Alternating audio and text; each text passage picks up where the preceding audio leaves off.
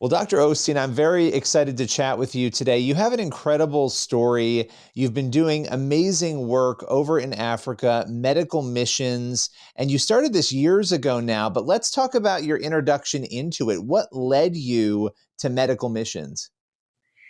Well, that's a great question, Billy. Really, what led me to missions was my dad. I was raised in a pastor's home, and at 12 years of age, he took me on a missions trip to Africa with him, and we landed in midway in Africa there, somewhere in Rhodesia. And when I got off the tarmac there, as we refueled, I just felt like God put in my heart one day you'd come back here as a missionary. And God just birthed that dream in my heart at a young age. And several years ago, about 16 years ago, I was able to go on my first medical missions trip. I practiced surgery for many years in Little Rock, Arkansas.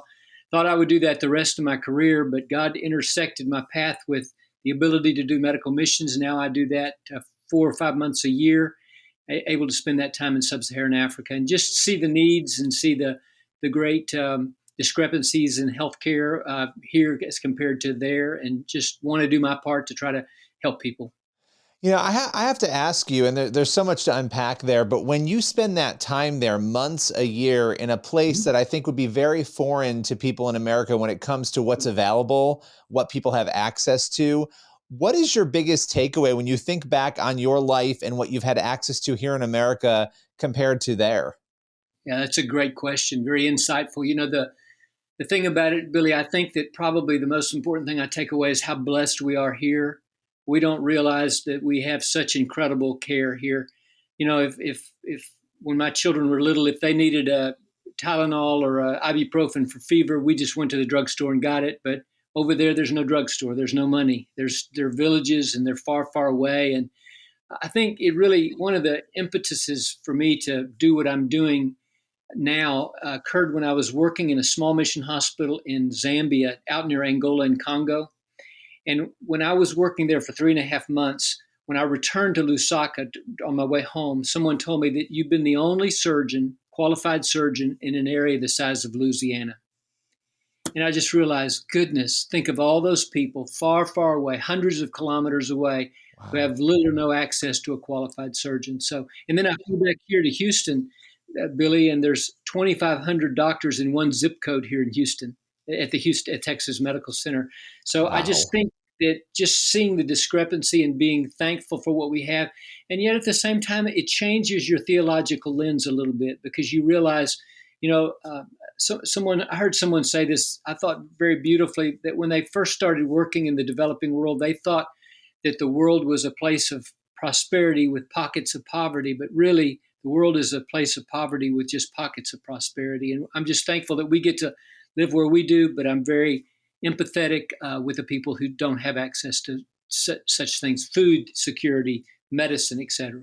The basic things, right? I mean, we complain about our Starbucks not being hot enough, about the things that we complain about so many things here that, when you look at not having access to a Tylenol, I mean, that is so remarkable to me in the most horrific way that their kid is sick and there's no drugstore to go to, there's no place to go to.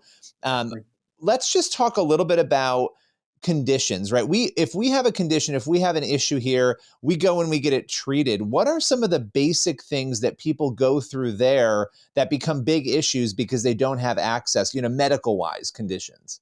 Well, I would say that for the children, you know, uh, in sub-Saharan Africa, when they get malaria, and they all get malaria, to be able to have access to a hospital that can treat them or to a clinic that can treat them is really, really critical, because if they don't get access to that, very often they'll pass away. I was in one mission hospital, Billy, where 10 children died in one 24-hour period, and they all came too late. They lived far away. They had to walk.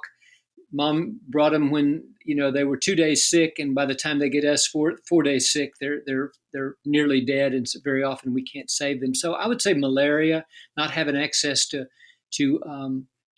treatment for malaria. The other thing is just food insecurity. So many people don't have food, and if that really, when it impacts children, it causes malnutrition and stunting. And at any point in time when I'm in these mission hospitals where I work, there'll be 10 or 20 kids in the hospital with malnutrition just because they don't have access to food. So I'd say access to food, access to clean water. That's where you see typhoid, you see other waterborne illnesses. Those are the things that I see, and I see the impact they have on people's lives. What has been, and this may be a hard question to answer, but you have spent so much time there and continue to doing this work. What has been, and maybe there's one or two stories, but the most heartbreaking, difficult situation you've observed as a doctor? Oh, I think much like what I was just talking about. When you have a little one that gets to you and it's too late, or you get a little one that gets to you and they need a blood transfusion and you don't have any blood in your hospital. That's a very heart-wrenching thing. It's also heart-wrenching when you see a mother who, with say that is hemorrhaging postpartum after they've delivered a baby.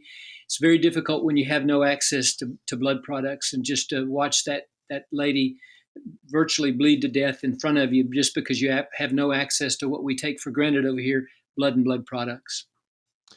I mean, that it's unimaginable. I think, and I think most of us, we glide through life because we have so much, in this country, which we're very grateful for, but not thinking about the fact that people are living this way. And then I think there's a conviction that comes on you when you realize that.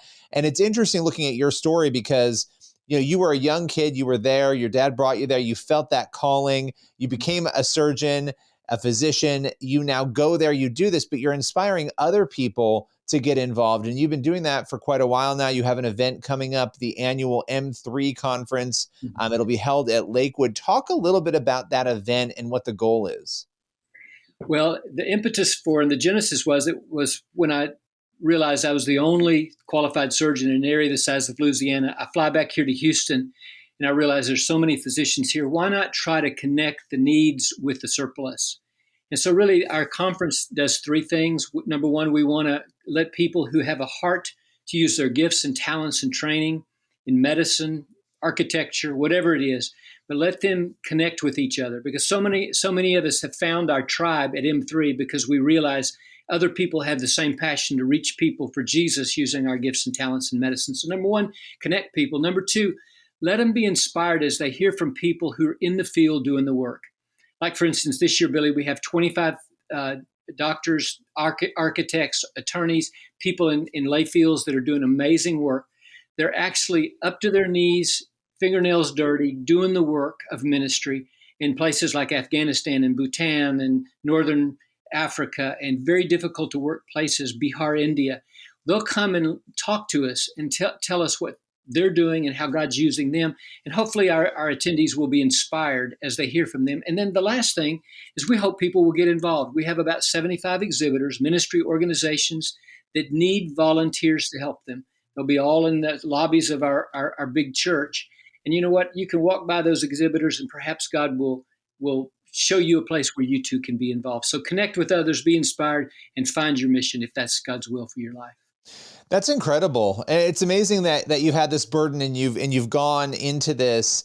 I often wonder when people spend a lot of time, in a place with so much need, and you come in with a faith worldview that you've had, throughout your life. You've grown up in the church, and here you are, and you're watching this suffering, this difficulty. How has that challenged and or even, grown your faith as you've sort of encountered more of that over the years, spending the time there? Well, I think it changes your worldview to realize how blessed we are and how a lot of the world doesn't have this. I think of Yemen right now, the suffering in Yemen. I think of, all the people displaced in the conflict in Congo. I think about what's going on in Ukraine right now.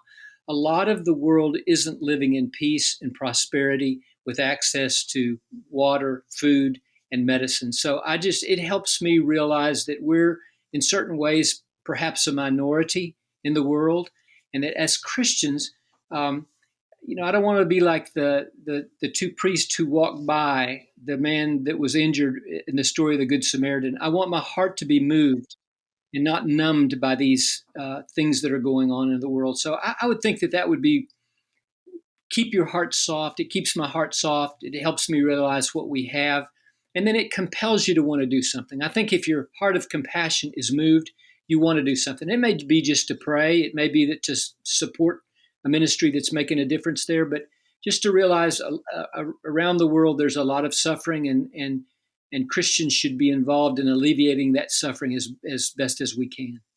I mean, what would it look like hypothetically? And there are so many different needs around the world. And I would, before I even ask this question, rather, I would say we know that Christians do above and beyond more than any other group of people. They do so much. But what would it look like if every church rose up and got involved in this kind of ministry? How would that transform some of these conflict areas around the world?